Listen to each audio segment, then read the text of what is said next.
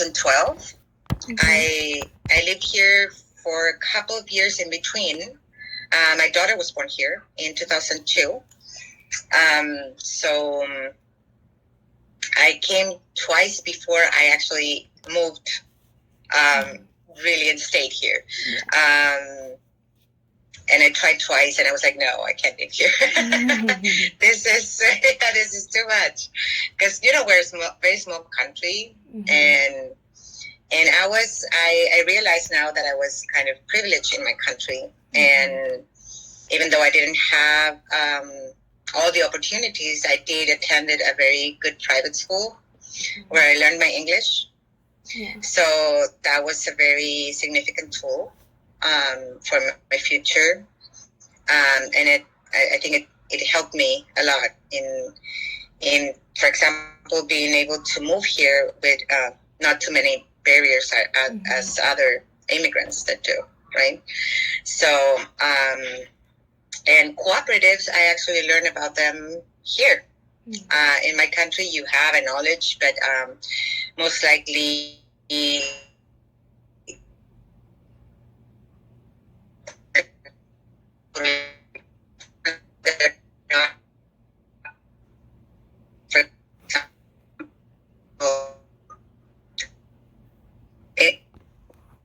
my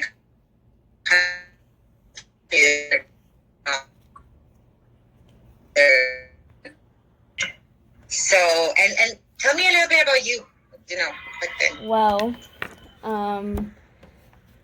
I go to school in Worcester High School in Ohio, and I'm going into 9th grade, and this is like my first year doing the Upward Bound program. So it's like all kind of different, and doing everything online is harder, obviously, because there's not as much one-on-one attention, and so it's harder, I guess, to learn and everything. But what motivated you to do this course? Well, I guess I just wanted to learn more and help prepare myself for going into 9th grade, and to just and so I could keep up with my education over the summer, because you can forget between the summer. So yeah, I thought it was it's a whole thing, right? Yeah. You leave college, you leave the school, and you're fun, and then I'm back here. What happened? Exactly. Okay, so what is your experience? Can you record this? No. It's fine. I don't think I can. I don't know. I've tried to see if I can, but I don't think you can on this one. So I think I can probably just start a recording on my phone to record the audio. Sure. Yeah. Yeah, you can do that. It's very fine. Yeah. So what is your experience with leadership as a coach and a business owner? Coming from a country where I was all my teenagers were during a dictatorship. Leadership for me was kind of a negative word, and not an oppressive word, and not so I had that concept very I don't know, I was misleaded to that. For me, it was the CEO, the patriarchy, the hierarchy, all that involved the leadership, right? And when you talk about the leaderships of the world, right?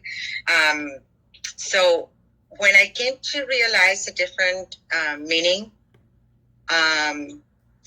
for that word was here in the United States. When I moved here, I realized that even though I speak the language, even though I not perfectly, but I could totally get a job with that, and that I did have the right documentation to work here, and my mom was here, so I wasn't by myself. because my mom moved here a while ago. I started looking for jobs, and it was really hard at the beginning. It was like another immigrant. I was like doing whatever, cleaning houses, taking care of kids, of people's kids, volunteering for my daughter's school. And then I decided that I think that my leadership was there, and I was like, I want to do something else. I don't want to depend on, getting whatever, right? Because I thought that I did have something that I could give me a more stable situation. So I took a course in a nonprofit that it was called How to Manage Your Own Business. And I started thinking about different ideas, right? And then because of that, someone told me about this opportunity of a position in a cooperative, that you were hired through a nonprofit to be the ops manager. And what they were looking for was someone that could be an ops manager and sales manager. So, and I did have, my last job in Chile was with sales. So that, I never thought that would give me, when I did it, it was because I was, I was so exhausted of always having like a roof in your head that you can't go further, because I didn't have, a diploma saying what I could do. And that's why I entered the sales business. And then that gave me this opportunity. I entered, and I realized there when I was going through a really big change for the cooperative. When I started, I was hired through the nonprofit that incubated this cooperative. But then after a year, the general manager left. So I was appointed as the general manager. And then I felt like overwhelmed because I didn't know what I was doing. It was like I have experience in office management. I have experience in legal matters because I took a course of like legal assistant, right? So I did have all this knowledge, but I've never run my own business, right? And then I started like there was another challenge, which was like we were getting independent from the nonprofit because the cooperative was mature enough to start to continue by their own, right? So we did that, and that involved another decision, which was that what would happen with the admin stuff, because we were hired, we were actually employees of the cooperative. So, and after a lot of discussions, we decided that whoever wanted to continue in the admin stuff will become a member as well of the cooperative. So I was the only one that stayed. And then we looked for another member, and we recruited another person, which was amazing, and a really good partner in all this challenges that were coming to us. And then during this, the nonprofit said, we're gonna provide you with a coach so that it can help you to better understand and maybe, I don't know, have a support in this transition, right? And she's my mentor. She became my mentor. She became the person I always call when I'm like, oh my God, I don't know what to do with this. And she's been there. We're friends now. But she became actually the executive director of this nonprofit that hired me at the beginning, right? The incubator of this cooperative. And I realized that we were doing a lot of things wrong as a cooperative. And we were having this admin stuff, right? That it was providing this, and it was very tricky because the women that were owners of the business didn't understood that the managers were like employees of them, right? And they were not in charge of the business. They were in charge of the business because of this structure, right? It was very tricky, very misleading. So we did a whole thing. We created, we closed we decided to not have a board of directors anymore. We decided that we will all be committees, and that was the way we were governed the cooperative. And every committee will have a leader that it will pass, like a permanent leader, that it will be able to get all the knowledge about the committee work. But then we will all have roles in the cooperative. Like the cleaners have a role, and the person that is in charge of sales will have a role. Everyone will have different roles, but the committees will lead the decisions, and the whole membership will make the big decisions. So that was the way that we started. But that was like a change of mind and a switch in our heads. So this coach comes and said, I'm going to help you and support you with this. And as we started like having these meetings, I started realizing, and she told me, you have leadership skills. And I'm like, oh, I hate that word. And she was like, what, maybe the meaning of leadership is not the right one that you have in your head, right? And then she told me, a good leader is not only the person that wants to move forward, that have, it's ready to take risk. It has an ambition, right? It has a voice, and it expresses itself in an effective way. It's also a person that wants to share all this with other people so that everyone can move forward. And I was like, okay, so I can relate to that. and that's how I started my relationship with leadership different. I always wanted to be like the one in the background that no one knows, that does a lot of things. And when I started realizing that there was that the concept that I have of leadership was wrong, I said, okay, so yeah, I want to be that kind of leader. That's why it moves me. And I decided to take the leadership, the community coaching course in a nonprofit that it's called Leadership That Works. It's a nonprofit, I think, or a business, I don't know. But they are amazing. Like that kind of people that you think that they do not exist, full of generosity, so empowered, but so humble at the same time.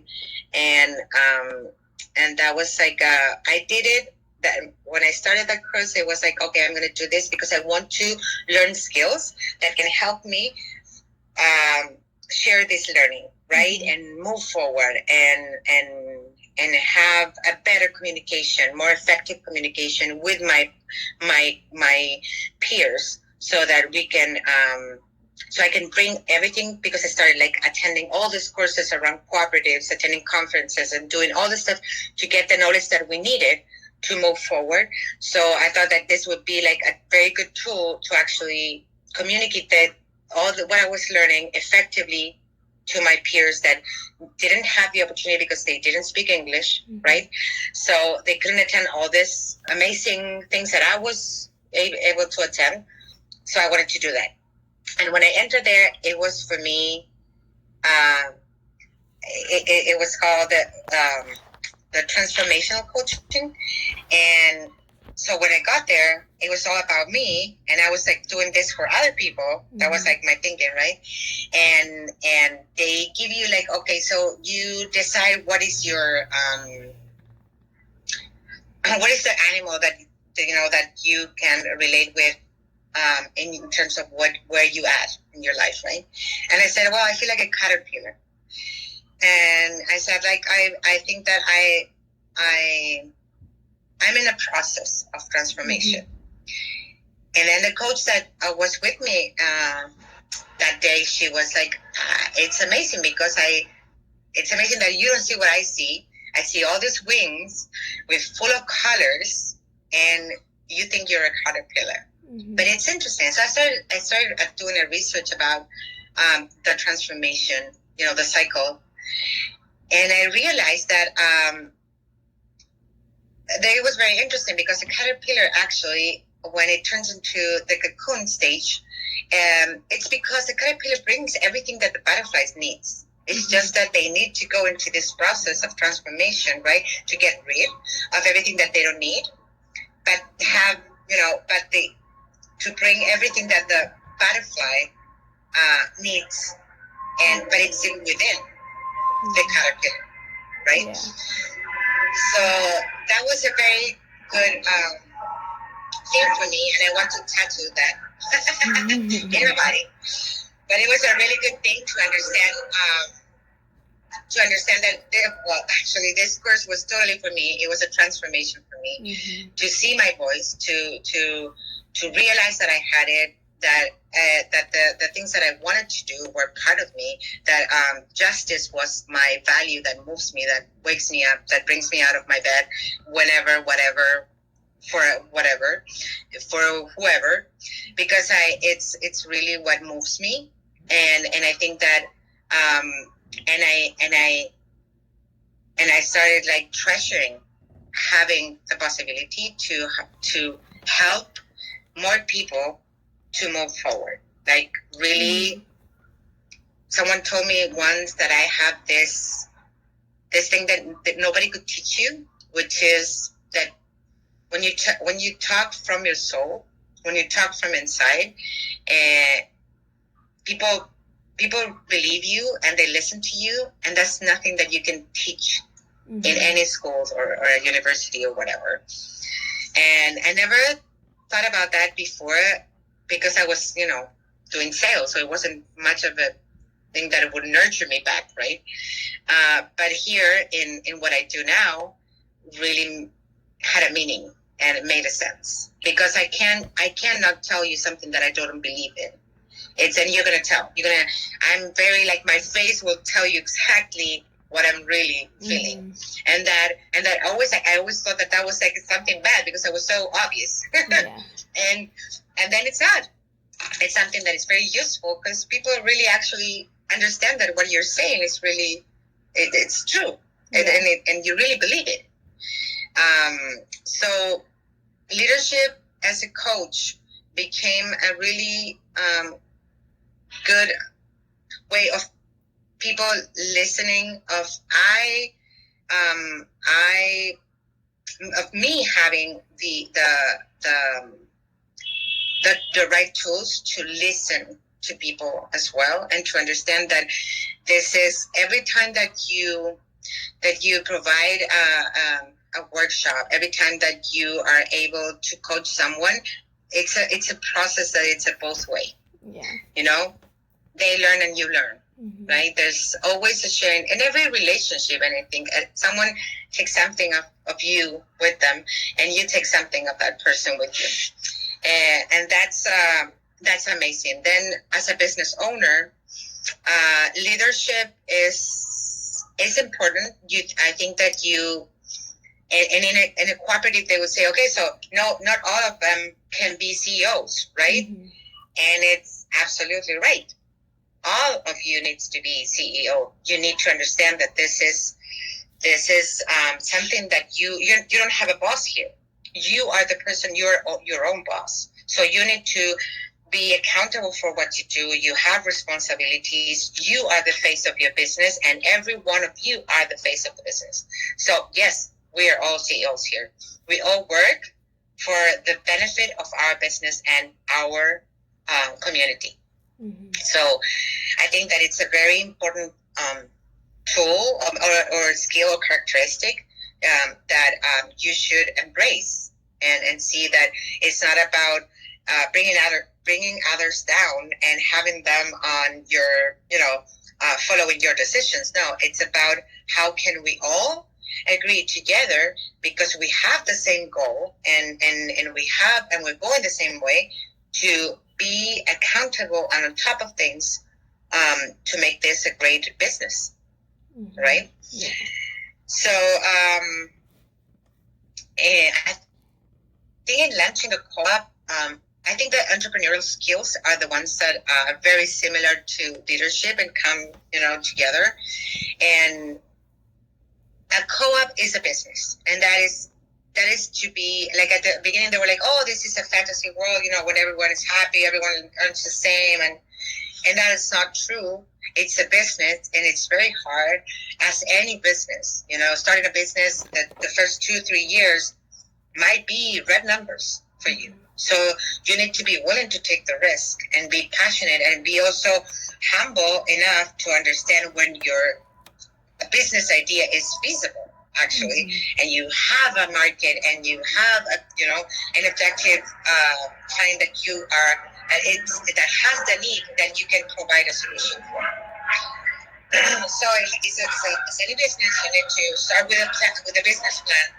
You need to understand what you're doing. You need to understand if you're going to be able to charge enough so that your business can be sustainable and can be profitable, right, in the right way. Now, when it comes to how you structure the governance of this business, that's the difference, right? Because here it's an horizontal administration. So everyone has a role, and everyone has a responsibility as a worker owner, right? So you work, you're your own boss. You are the person that is telling yourself, this is not right. This is not the right quality. This is not a high standard. This is the person that you're going to have behind you, no one else.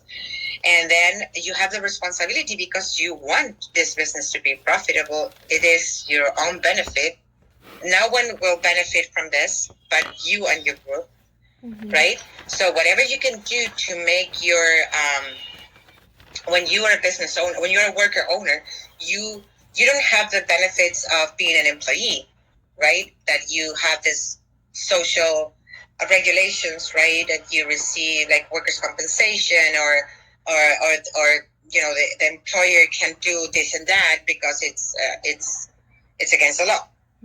Here, it's not about what is against the law. It's of course you have that minimum, right? You have the minimum wage as a minimum, and then you move like up. That's your goal, but then all the benefits that you get for yourselves is going to be something that everyone is going to agree with. So, for example, just to give you an idea, in our cooperative, in the cleaning service cooperative, we did have here the minimum wage in San Francisco is almost $16 per hour. So we pay $17.25. That's a minimum that you start, and then we raise. Well, first we did it every 6 months, but then now we raise yearly. Every time we have evaluations, and if you haven't had any bad feedback from clients and you're doing your things right, you are accountable for. You're eligible for a raise every year.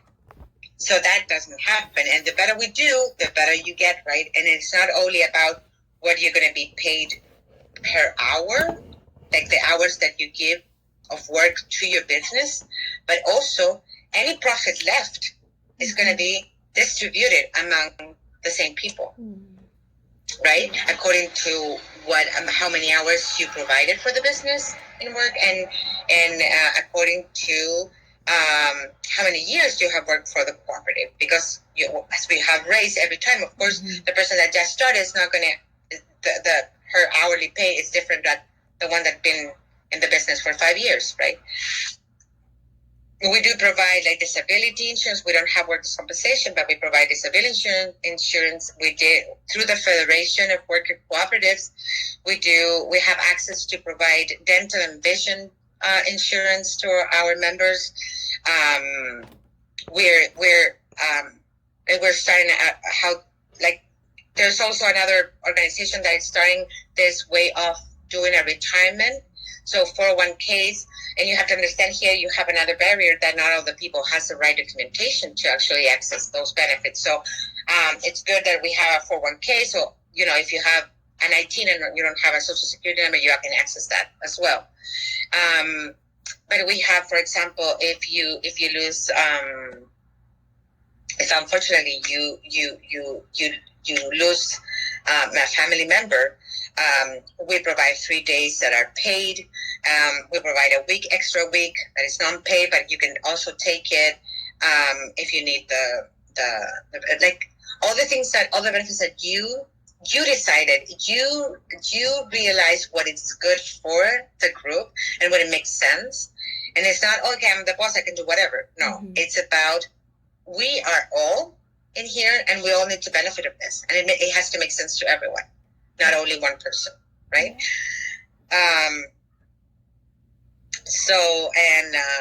Great leaders in my life. I think that when I was 16 years old, so how old are you? 14.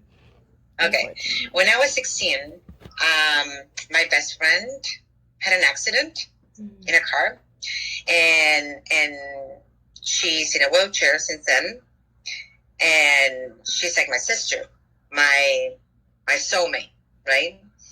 And something that changed my life, and but the moment that it really kicked me, not only because we went through a really hard moment. She was like an athlete. She was like she wasn't so good at math or whatever, but she was a really, really good athlete. And so for me, it was like, how can she ever, recover from this and really actually move forward and achieve her goals or her dreams, now. And so when the moment that this really kicked me was one day that because I was supposed to go with her that night in that car, and I didn't, because we were kind of we had this misunderstanding, and I felt like it wasn't the right moment to talk about it, so I didn't go with her that day, and I always blame myself for that. So we were like around, I would say 19 or 20 years old, and I told her, this is why not me? Why you and not me? Or why didn't go? If maybe something would have been different, maybe you would have been, stay overnight, in my house, and the direction would have been different, like the streets that you maybe we wouldn't have encountered this crazy guy, and she told me, you know what? If someone gave me the opportunity to go back and decide if I want to have or not go through this accident, I will ask to go through this accident again. And that shocked me. I was like, what are you talking about? And she was like, because I wouldn't be the person that I am if I hadn't go through all that. I was just this brat when I was in school. And this made me realize what I really can achieve, where my strength is. And that was for me and that's been, I think, my the heart of what I do, my passion. It's like all the bad things that you have, like always they're telling you to know all the bad things. Oh my God, if you want to be a pessimistic, you can be a pessimistic. I mean, there's bad things that are going to happen to you all the time. But if you really want to move forward, you will realize that from every bad experience, you actually can get something good in your life. And you're going to know exactly what you're made of. Because when you are stretching enough and that you have to make these tough decisions, it's when you know what your limits are. Like and even moments that you don't realize that you have that strength and that you can actually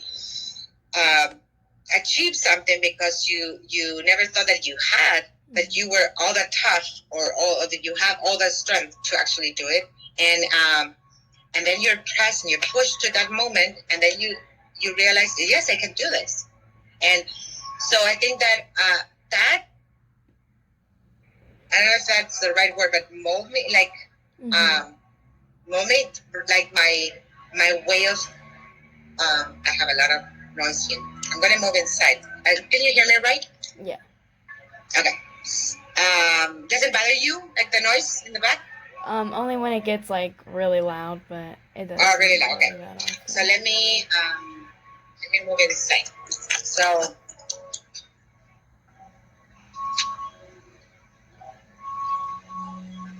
when you don't need it, and all these people is making all this.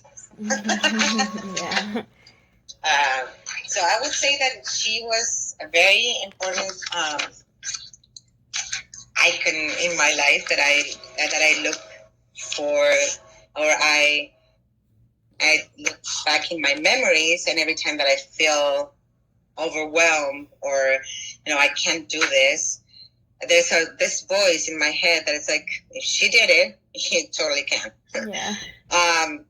She in her wheelchair, she became a business administrator of a huge company here in Chile. She got married. She's this amazing girl. So all the things that you said, the expectations are not this, it's good that she doesn't, go into this depression, right? Mm-hmm. Well, she did totally the opposite. She actually did everything that she never thought she would do. She said, this is, who knows what's going to happen, right? Mm-hmm. Yeah. This happened to me. Who knows what's going to happen? And so I need to take, every moment counts now. So I think that was a very, that's a very inspiring person for me. Every time that I feel that I'm overwhelmed, or I feel like, depressed, no. It turned, for me, was like a difference between seeing the half full, like the half full or the half empty glass. Mm-hmm. Like there's a difference. And it's up to you. It's totally up to you. Yeah. Like when you see all this type of education that is so structured, and yet you didn't have the opportunities to do that because you were born in this side and not the other side, and with this, under these conditions and not the other ones, which you didn't do anything different to actually be in a different position, and you say, okay, it's up to me, mm-hmm. Right? But not the. I don't have a diploma that is hanging in my wall, but instead of that, I have so many certificates because I have been taking advantage of every single opportunity that I had. I understood that education really makes a difference now, and because no one can take that from you. Yeah. Once you learn something, that's part of. It's going to be part of you, right? It's going to open some windows in your head. Mm-hmm. Give me 1 second. Okay. So I think that, and then in cooperatives, I think one of the most amazing peers that I had in another member of the cooperative that I worked with, she was 19 when she had crossed the border. Mm-hmm.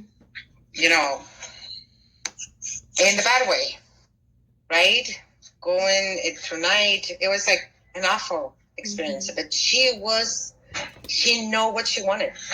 That was it. And she started in the cooperative. She's one of the founders, the only founder that is still in the cooperative.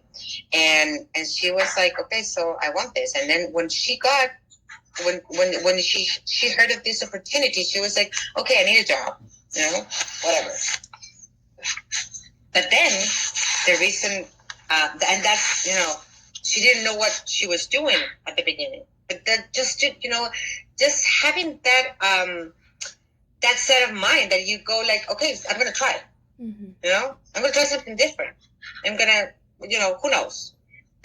You need to have that to actually take risks. Yeah. Right?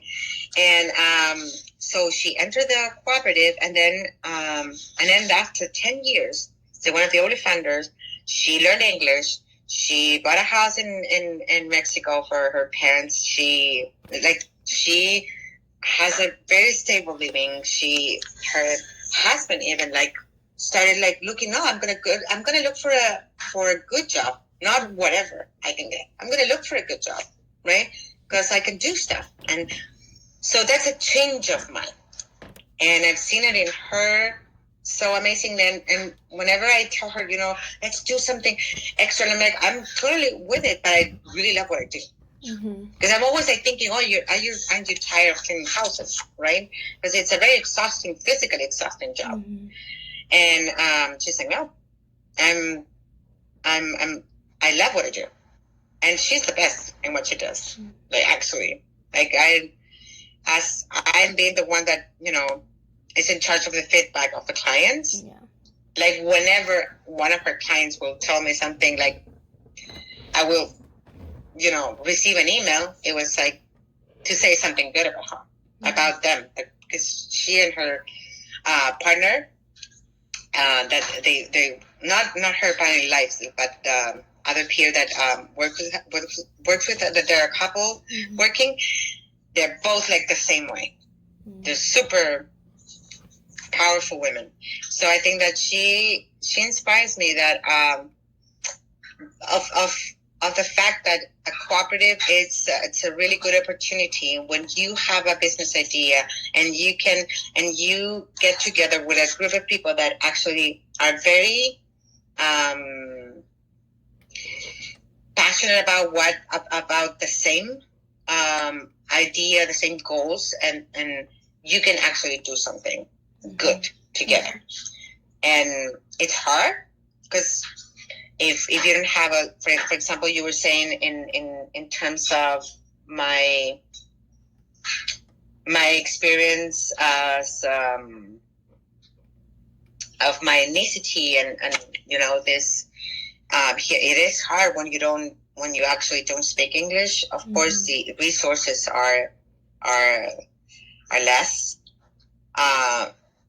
but there's a lot going on. Things are changing. There's a lot of actually cities that are willing to start helping entrepreneurs and help them in their own language. And so that's providing them resources, providing them courses that actually will give them the tools that they need. And so this is, I've seen it. And you need to understand that the cooperative movement, it's a movement. It's a whole ecosystem that exists in the United States. So there's a bunch of, there is the Worker Cooperative Youth Federation of Worker Cooperatives.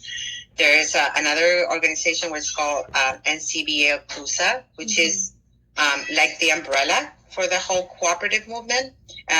Not only worker cooperatives movement, but the whole different kinds of cooperatives. There's different chapters in different cities that actually have our co-op developers, or organizations that work incubating. For example, for people of color or immigrant people, they actually have these programs to incubate the cooperative. But there's a lot of going on, and I think that whenever we get more independent from the economic system that we have, it's better. Like we'll get stronger. That will make us, be able to. I don't know if you know about Mondragon. It's a whole city in Spain. That is the whole city is cooperatives, and the way they do it is like when you and then they have laws already that they help them actually achieve this, and they have like tax relief also that when you start a business, there's this part of the revenue that it will go to this reserve that money can only be used if you help start another cooperative or you reinvest it in the business to grow. So that makes the whole change. See, if we start helping each other among cooperatives, and we don't have to rely on, the charity of this very wealthy people, right? That they want to have this, help these nonprofits to actually do this good work. So I really look forward to that we get that independence, but still it's good. I mean, the nonprofits are the co-op developers are doing a really good job, I think, with the resources that we have. I'm starting a cooperative. It's a consulting cooperative, which actually thinking about all these resources in Spanish that are so hard to get here and there. When you're going to start a business, you have to go to this nonprofit that provides this thing and to the other one. And in the meantime, it could, 6 months go by and your business haven't started yet, right? So what I wanted to do is this cooperative that could work through nonprofits to provide education around cooperatives and technical assistance, so that they can incorporate and register their businesses, and we help in the formation process, and the governance, participatory governance structure and the legal structure and all this stuff. And we do it in only one place. So we can go and we can do all these programs together, right? So they don't have to move around to actually get this education that they need. So that's a business that I'm starting. It's called Colmenar, and it comes from the hive.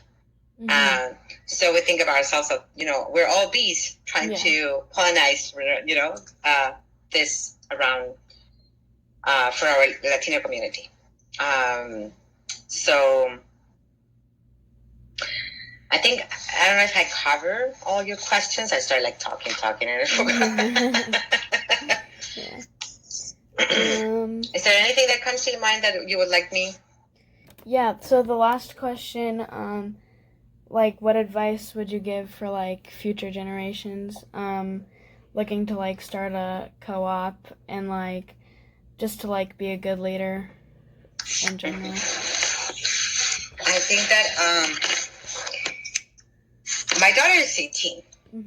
So when I see millennials or the new generations, I see a lot of potential, and I see that they come with a different set of mind that we did. We were so structured.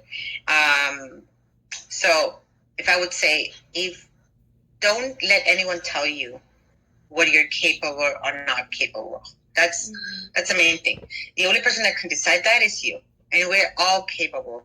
I mean, I'm telling you a story of a bunch of women, 10 women that are. Most of them didn't even finish middle school, and they are business owners, and they have a profitable business. They made $500,000 a year. So this is not. I'm not telling you a fairy story. It is real, and you can achieve education in so many ways right now. Education, it is important. I think it's the key. I cannot tell you differently. But it's not only going through a university that you're going to achieve what you want, and there's a lot of opportunities. We didn't have this exactly when I was a teenager. I remember I went to a computer class, and it was you have to type all these things in order to do a line. So that was DOS, I think it was called. So I think that the main thing is that if you have a dream, just pursue it. Just don't be, obviously, if you have a dream that is crazy, just get along. There's so many places to go to actually get advice. Right, the right advice, the business advice that you need in order to say, okay, so because I can think whatever, right? I want to do. I got to think about something right now, but I want to do something crazy, right? But you need to understand that cooperative is not a fantasy world. It's a business, and it's an economic structure. So whatever you want to do is you need to start with a business plan. Don't forget that it is a business. It needs to be profitable. If this business doesn't provide you the chance to pay your bills, it's not gonna last, because you need that. So you're gonna end up looking for other jobs, part-time jobs, in order to make the gap, right? To fill the gap of the money that you're not receiving from your business. So be passionate. Don't let anyone tell you what you can do or you cannot do. Understand that cooperatives are a business. Like any other business, it needs to be profitable, and it gets a lot of work. But if you want to go fast, maybe cooperatives are not for you. But if you want to get longer, I mean, if you're going to get really move forward, right, and it's going to last in the way, that's cooperatives. Because if, people, when they start a cooperative, they can be there for 20 years. Yeah. And that doesn't happen. You've seen now. Like, people stay in jobs, 2 years, 4 years, and then, next one, right? Because they don't feel anything. Mm-hmm. The job that they're doing doesn't, they don't have the possibility to nurture themselves or have this, retroactive alimentation with feeding, right? Within what they do, you feel like you're just being rented to provide something, right? And the cooperatives are totally different. You are invested. Whatever you do, you need to do it good because it's for you. It's for you and your group. And whatever the vision and the mission of your business is. So it's hard, but also from the hard, you learn. Yeah. You actually learn what you're capable of. So that's my. Those are my. If and I'm. I don't feel like I'm the guru of this, but I think that is what I can share from my experience. I've seen it. It's not only me. I've seen it. Amazing people doing something that they're really passionate about it. Yeah. And actually having a business and being able to pay for their bills. There's a lot is changing, and I think that it's not a myth anymore. Yeah. That we're looking for a different economic system. That it's more socialist, more solidarity. I mean, a social and solidarity economy. That's what we're looking for. Yeah. That because it's not only about us. It's also about your environment. Yeah. Cooperatives also involve that. It's part of their principles. Like, you cannot. This is like going back where our indigenous people, right, used to do. It was a community. You didn't start a business just because. Yeah. It was like, okay, so we're gonna have this. This people are gonna work on this task because we need that. And they started thinking immediately, how can we make this renewable, right? How can we make this sustainable and renewable? We don't want to get rid of this tree, but we need this tree to do that. So how can we make it possible so that we don't damage our environment, but we actually produce what we need, right? So I think that we need to go back. Amazingly, we're the technology is amazing, but we need to go back in our set of mind. I think we need to understand that this is how do you say that the resources are not infinite, and we're doing something wrong here. Like for your generations. I always think about my daughter and says, it's like, what are we leaving our generations? Can they actually say, I want to think about my future and have this career and get married and have all these kids? They don't even have that. Yeah. They don't even think that way. Because I don't know, do I want to have children? Yeah. Do I want to spend how many years I have studying all this stuff and not, getting to know the world before it ends? So I think that things are changing for good. And I think that that's not going to be the future that you have. I'm really optimistic and positive about the system is cracking, and we need to have faith and hope. Yeah. on that. So working cooperatives. That's a future. All right. Well, I appreciate you talking to me about this. I learned a lot, so thank you. That's good. Yeah. Well, good luck. Thank you.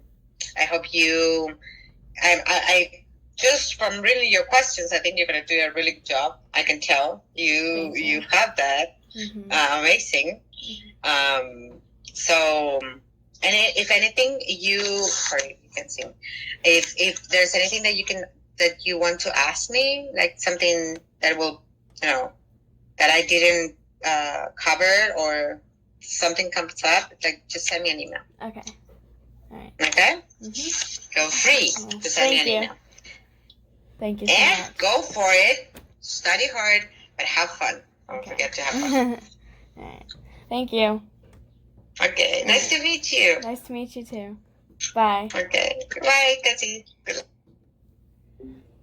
All right.